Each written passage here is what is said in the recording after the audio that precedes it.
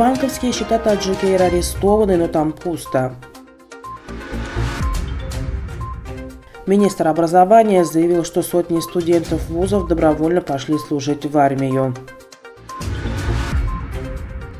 Эмомали Рахмон отправился с рабочей поездкой в Кыргызстан.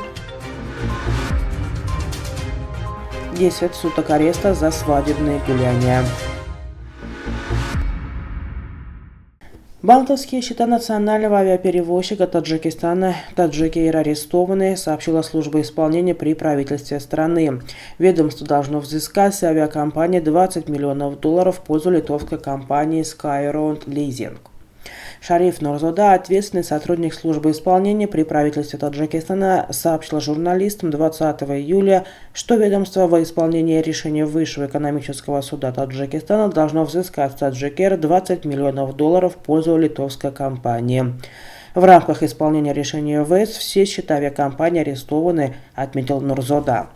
Однако, как признался один из чиновников службы исполнения, в настоящее время у национального авиаперевозчика таких денег нет. Таджик Эйр задолжал огромную сумму в виде налогов и других платежей.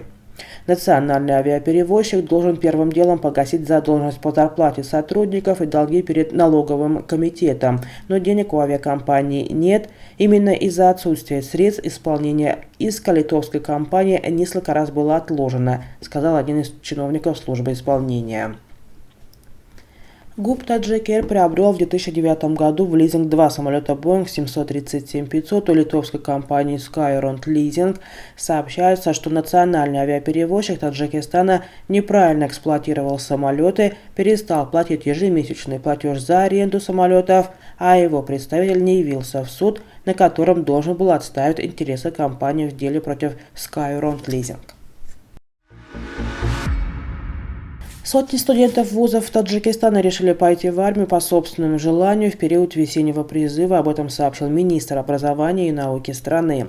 Ранее студенты вузов заявили, что власти оказывают на них давление, чтобы они подписали заявление о досрочной сдаче экзаменов и отправке в армию. Министр образования и науки Таджикистана Рахим Саидзада сообщил, что 2333 студента ушли в армию по собственному желанию в период весеннего призыва.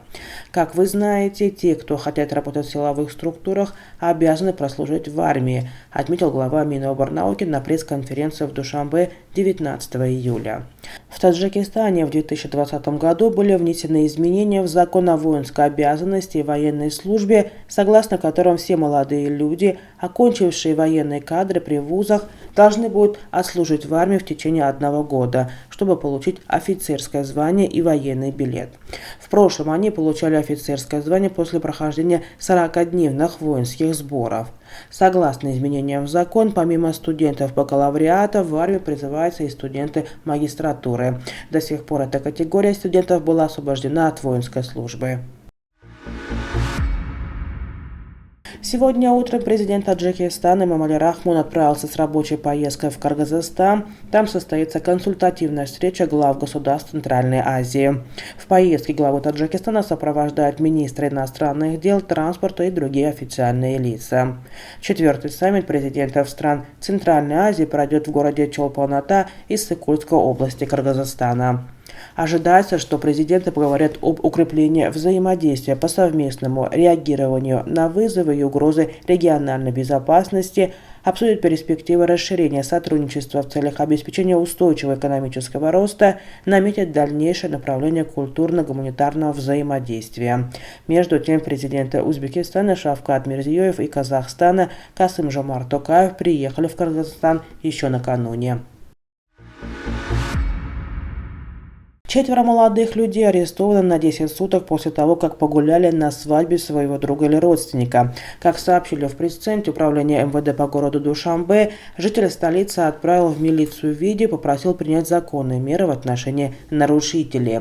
На видео видно, как 3 молодых людей высовываются по пояс из автомобиля, кричат, тем самым нарушая общественный порядок. В ходе проведения оперативно-розыскных мероприятий был задержан и доставлен в милицию владелец автомобиля, который рассказал подробности. Оказывается, инцидент произошел 17 июля на свадьбе на улице Заравшон города Душанбе. Были установлены личности 3 героев ролика, которые также были доставлены в милицию. Решением суда района СИНО города Душанбе водители и 3 пассажиров арестованы на 10 суток.